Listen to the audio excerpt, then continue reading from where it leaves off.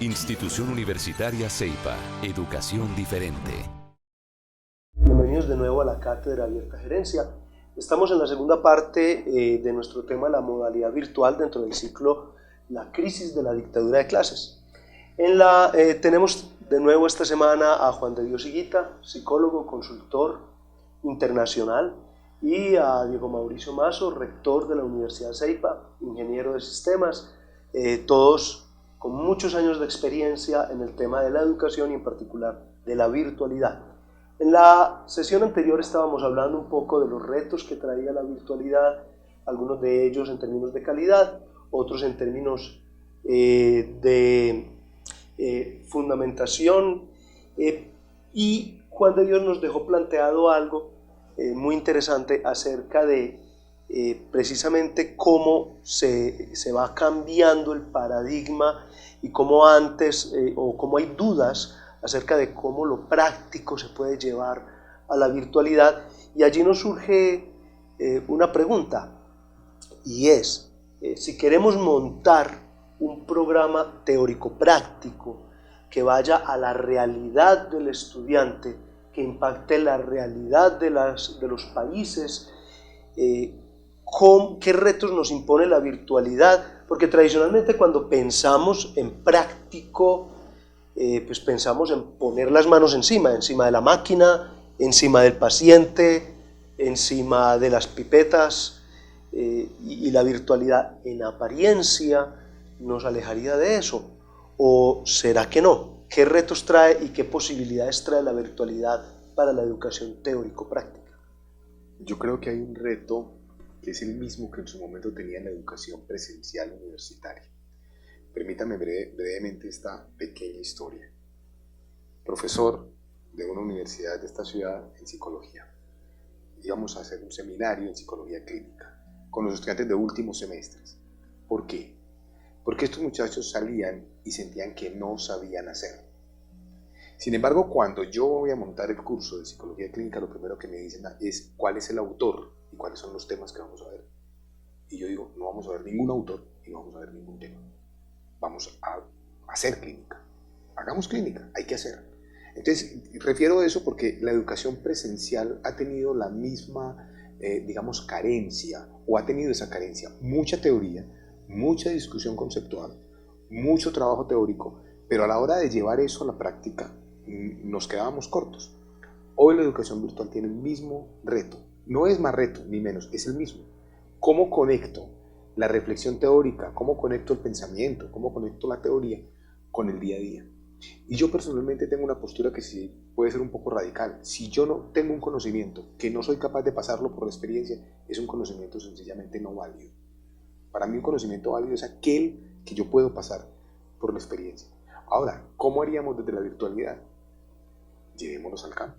O sea, la virtualidad se puede convertir en una invitación para que yo, eso que estoy discutiendo en un foro de estudiantes, por decir cualquier cosa, que estoy discutiendo con el profesor a través de un chat o en una reflexión acerca de una teoría, yo como eso voy, lo llevo y lo miro en mi empresa, o lo miro en una relación social, o lo miro en una práctica específica y concreta. Pongo un ejemplo, yo estoy hablando de merchandising. ¿Por qué no antes de hablar de merchandising voy a colocar a los estudiantes una tarea? Váyanse a los supermercados y observen detenidamente cómo son las exhibiciones y traten de descifrar por qué se exhibe de esa manera u otra.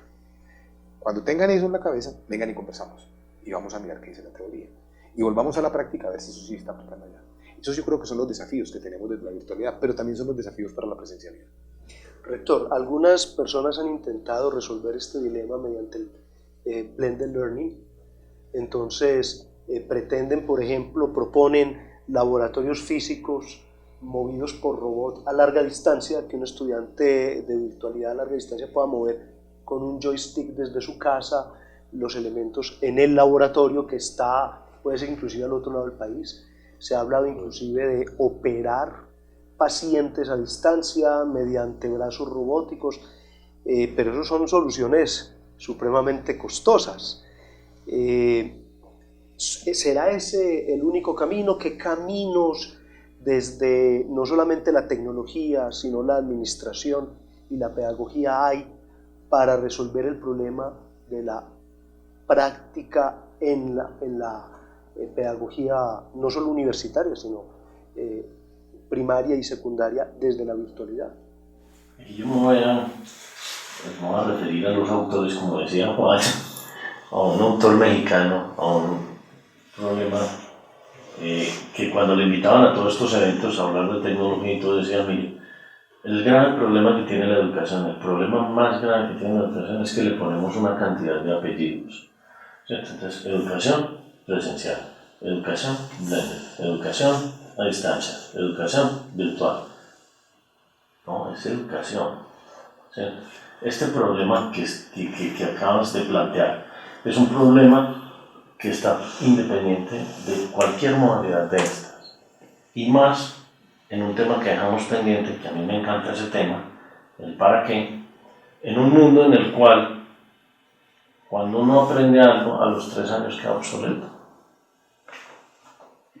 ¿cierto? Entonces ahí el problema no es de la modalidad, el problema va a ser cómo nosotros, como educadores, somos capaces de apropiarnos, de ayudarle a nuestros estudiantes a que desarrollen las competencias a aproximarse a algo, y así vayan cambiando las tecnologías, pues sea capaz de mantenerse vigente y de pensar en esa disciplina. Y ese es el gran reto que tenemos, y ahí tenemos que conjugar la teoría y la práctica, porque cada vez más la gente, pues las disciplinas son más tecnológicas, y cuando son más tecnológicas, pues requieren de instrumentación o de partes más prácticas. Rector, usted conoce mucho de esto porque usted está metido en el tema de la educación universitaria, pero había por ahí una discusión, creo que el ministerio le puso norma a eso, de si yo me gradúo como, por ejemplo, en el caso del CEIPA, administrador de empresas virtual o administrador de empresas presencial o qué.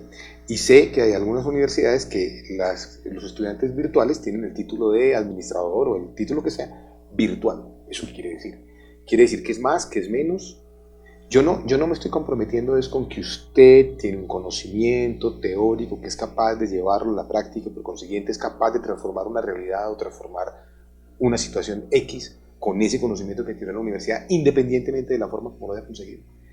Yo creo que ahí volvemos al tema del impacto y del para qué que al rector tanto le preocupa. Yo formo para eso, y para eso echo mano de unas modalidades virtuales, de unas modalidades presenciales, de aprendizaje experiencial, de lo que yo considere que es lo más adecuado, de acuerdo con la realidad del estudiante, para que logre ese objetivo. Gracias a Dios, Juan, lo que mencionas ya se cayó, ¿cierto? El título es administrador de empresas. La modalidad consta en un acta de grado, pero la universidad debe garantizar que el mismo currículo que dé en lo presencial lo dé en la virtualidad y que ambos salgan con las mismas competencias, porque tienen que presentar saber propio. Pero en un momento eso estuvo vigente y fue un dolor de cabeza. Bueno, esto también nos presupone un reto importante, y a propósito de lo que hablábamos, de que hoy en día se nos exige, sin importar si es virtual o presencial, una formación para el aprendizaje. Y entonces nos viene la pregunta: ¿y qué va a pasar con el docente? ¿Qué características debe tener el docente? Hay diferencia, ya hemos establecido y deduzco que la respuesta va a ser que no debería haber diferencia, porque si no vamos a diferenciar entre virtualidad y presencialidad, no debería haber diferencia, por lo menos en la calidad del docente. Pero ¿qué retos presupone para el docente, en especial el docente de hoy, que fuimos educados en otro paradigma?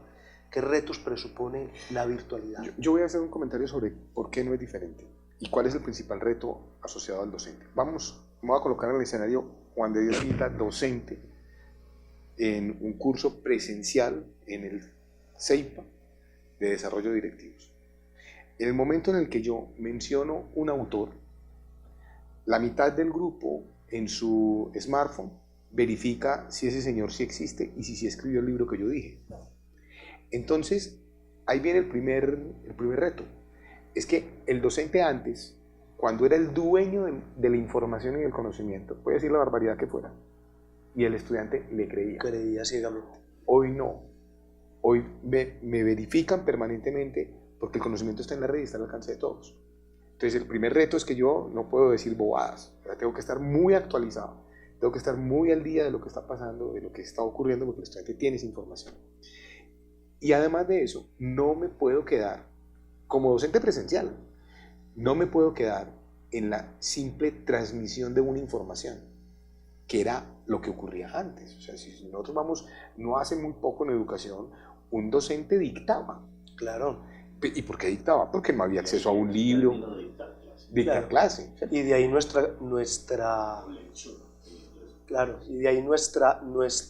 nombre de nuestra serie, La crisis de la dictadura de clases. Claro. Entonces, uno no puede hacer eso ahora, uno no puede quedarse y dar información porque él la tiene, el estudiante se para y se va de clases, ya claro. Eso me lo leo y me lo leo más rápido. Entonces yo tengo que ir más allá. ¿A qué hago con ese conocimiento? Referencio el conocimiento y tengo que ir mucho más allá. Y eso aplica para los dos contextos, para el contexto presencial, para el contexto virtual o simplemente para el contexto real, que hoy yo pienso que es todo el tiempo blended. Uno está hoy todo el tiempo, aún en un curso presencial, uno está metido en la virtualidad. Movido en ambos mundos. Rector, ¿usted qué retos ve? No, yo veo el gran reto para mí hoy en día de los docentes es que hablan demasiado. Deberían preguntar más. Deberían cambiar a preguntar más. Lo que decía Juan es claro. Hoy, con todas las fuentes de información, uno pudiendo tener el autor, el que ha investigado, el que ha dictado, todo eso que uno lo tiene a través de YouTube, claro, tiene un video, la voz directa. Lo tenés a él directamente para que te pones a repetir, mal repetido lo que él ya dijo. Pregúntenle al estudiante qué va a hacer con eso, cómo se aplica cómo se aplica en eso. Pero nosotros, los profesores, a veces cuando nos paramos con el marcador y el borrador, creemos que nuestra tarea es hablar y hablar y hablar. Y eso es el primer reto. Cómo los callamos un poquito y los ponemos a preguntar más. Claro, entonces ya el reto sería, cállese para que aprendan. Sería la premisa. Carlos, yo quiero colocar otro reto porque es muy tentador, muy fácil en esta era de la información renunciar a la responsabilidad que creo que debemos tener los docentes y que creo que debemos tener las universidades, de no solamente formar para el saber o para el hacer, sino formar en el ser. Y eso con la virtualidad sigue siendo un reto y un desafío. No podemos renunciar a formar en el ser. Esta universidad, por lo menos, no quiere renunciar a eso y estoy seguro que no va a renunciar a eso, porque no solamente formamos profesionales idóneos e íntegros.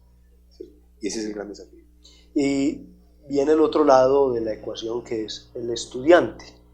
Entonces, ¿cuáles son los retos para el estudiante hoy en día? Entendiendo también que somos diferentes tipos de estudiantes, es decir, estamos los adultos que crecimos en el mundo análogo y están los muchachos de hoy nativos digitales, que ya hoy por fin entiendo a mi abuela, cuando ella no era capaz de cambiar el control remoto, yo hoy me encarto con un smartphone. Entonces, y supuestamente soy disque muy tecnológico. ¿Cuál es el reto de todos estos estudiantes en este mundo en el que también están mezclados? Porque hoy en día se mezclan los nativos digitales con los análogos. Solo una cosa, y para dejarlo planteado, porque me pareció muy seductor lo que dijo el rector, muy interesante.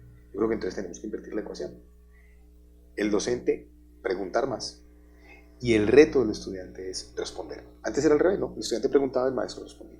Ahora yo creo que es el estudiante el que tiene que crear él mismo el reto, de que tengo que encontrar la respuesta. Ser un buscador. Un buscador de respuestas. Y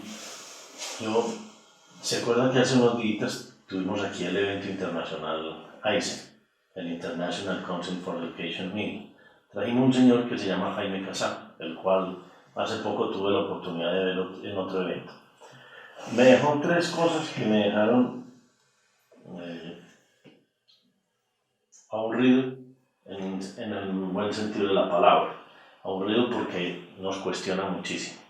Entonces, nosotros los que tenemos hijos, ¿cierto?, pequeños, le preguntamos a mi hijo, ¿usted qué quiere ser cuando sea grande?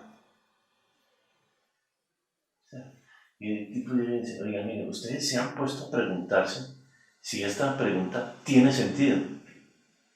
Dice, no tiene nada de sentido, porque el 30% de los cargos que hay en las empresas no existían cuando usted terminó de estudiar. cuando usted empezó. Entonces usted está diciéndole a un muchacho, ¿usted qué quiere ser en un mundo que no va a existir? La pregunta que tenemos que hacerle a los muchachos hoy en día es, ¿qué problema quieres resolver? ¿Qué problema quieres resolver tú en la vida? ¿Para qué te vas a preparar? Para resolver qué tipo de problemas, qué tipo de cosas vas a resolver. Y en ese orden de ideas, ¿cierto? Él llega y nos dice, y decía una cosa que también me dejó muy aburrido, ¿cierto? Y me dejó muy aburrido porque uno, después de que ha visto desde el PC que salió en 1984 hasta lo que ha salido hasta hoy, llega y nos dice, mire, es la tecnología más antigua que sus hijos van a recordar. Y para nosotros es la más moderna. Y para nosotros es un salto cuántico. Claro. Y van a decir, oiga, y no solamente eso, lo pegaban a la pared todos los días. Para que se cargara. Y pedían la clave del Wi-Fi. Claro, eso nos genera una pregunta muy interesante también. Y bueno, y para complementar lo que dice el rector, hoy en día tenemos profesiones que hace 10 años no existían. Es decir, que donde yo le hubiera dicho a mi papá, yo quiero ser community manager, el pobre viejo se infarta, ¿verdad? Te manda por el psicólogo. Sí, me manda para donde Juan de Dios. Pero entonces eso ya para cerrar el programa de hoy, eso nos genera un reto que también nos tendría aquí hablando varios días, y es entonces el de los programas de estudio o los currículos.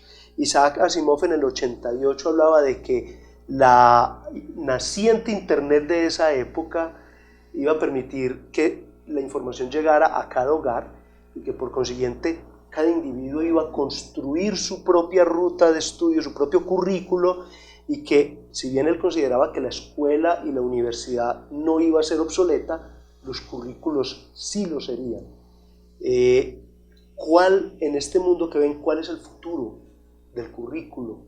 Y particularmente desde la virtualidad, porque la presencialidad obviamente sigue amarrada a un programa de estudio, a una futura profesión, no a una resolución de problemas. Pero la virtualidad, desde lo que el profesor Casab nos decía, responde a otra lógica. ¿Cuál es el futuro del currículo? No, ahí el problema va a ser para las universidades presenciales que se queden ancladas con un currículo. Uno ya ve tendencias en el mundo, tendencias muy claras. Por ejemplo, Singularity University es un proyecto en el cual, si yo pudiera, metería a mis hijos en ese proyecto. Y es que simplemente tienen 4 años, viajan por 4 continentes del mundo, están 6 meses, 8 meses en cada continente, y en cada continente van desarrollando proyectos. No hay currículo exacto, sino que se van viendo. Ellos exploran. ¿Qué reconocimiento tienen académico? Ninguno. Hoy vemos, por ejemplo, toda el área de informática, las certificaciones de marcas como Cisco, como Microsoft, como Apple, como pesa más que ser ingeniero de sistemas. Yo voy a conseguir puesto hoy en día como ingeniero de sistemas y me dicen, usted habla lenguas muertas, usted aquí no nos sirve para nada, porque usted ya salió del mercado. ¿Sí? Acabamos de visitar 2 universidades, una en Illinois y otra en Filadelfia, en donde sus MBAs, parte de sus MBAs ya tienen aprendizaje experiencial. Y entonces, ¿qué es eso de aprendizaje experiencial? Hacen un proyecto de consultoría específico a una firma durante un periodo de tiempo. O sea, durante ese proyecto ellos van aprendiendo, van haciendo todas las etapas de un ciclo de negocio. ¿Dónde está el currículo ahí? Lo construye el estudiante. Esa es la estructura que nosotros estamos diseñando para nuestra MBA, muy basado en proyectos, en aprendizaje, basado en proyectos en donde el currículo vaya siendo dependiendo de lo que necesita cada estudiante o los equipos de trabajo. Cada vez los títulos pesan menos en una hoja de vida que la experiencia y los problemas que la persona pudo haber resuelto en su trayectoria. Habrá profesiones que sí, psicólogo, que tener un permiso del Estado Claro. para poder ejercer la profesión, médico, abogado. Pero hay otros ámbitos del saber donde el currículo lo construyo yo dependiendo de los problemas que yo quiero resolver. Retomo lo que decía el rector, de los problemas que yo deseo trabajar. Entonces construyo un proyecto y ese proyecto me va marcando a mí qué debo aprender para poder resolver ese proyecto. Entonces tengo que ir a la fuente del aprendizaje. Total que yo voy construyendo lo que quiero. Como dice algún poema, soy el arquitecto de mi propio destino. Muy bien. Y debemos también considerar que muchas veces cuando ingresamos a un programa de estudio, al egresar de él 4 años después, si es un pregrado, ya los problemas que había hace 4 años cambiaron, No tiene nada que ver. o la tecnología mutó. Entonces ya justo en el momento en que me gradúo estoy desactualizado. Completamente. Fíjate, Carlos, que hay otro elemento, y es que hoy en día antes los problemas eran unidisciplinarios, hoy son multidisciplinarios. Entonces, por ejemplo, el problema ya no es el problema de la ecología, que es un problema de sostenibilidad.